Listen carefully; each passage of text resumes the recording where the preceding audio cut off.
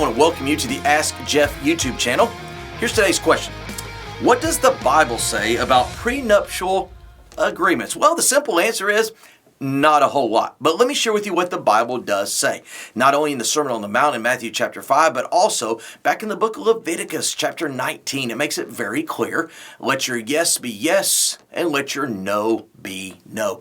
And one of the things that Leviticus chapter 19 in context focuses on is this, that we should never speak falsely on behalf of the Lord. In other words, we don't speak on behalf of the Lord where the Lord does not speak. Now, when it comes to prenuptial agreements, you just don't have a lot of, quote, biblical guidance there.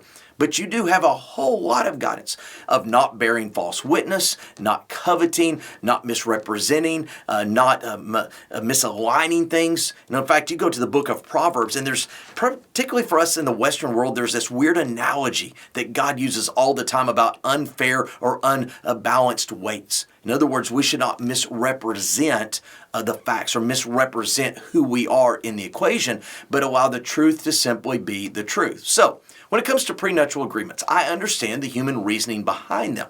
However, oftentimes they are implemented to protect somebody from being taken advantage of or taking advantage of somebody else, or maybe having kids feel better about an inheritance when maybe a spouse has passed away and somebody new's entering the family. I understand the human rationale.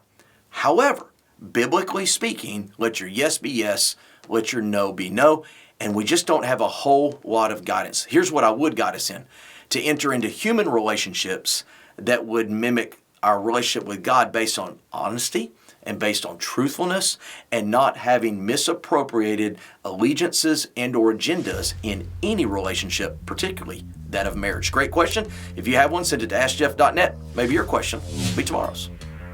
Thanks for being a part of today's daily question. Now, we answer a question each and every day. Please feel free to submit a new question at askjeff.net. We may not have gotten to yours today, but we eventually will continue to be a part of this. Subscribe so you don't miss out on a question every day.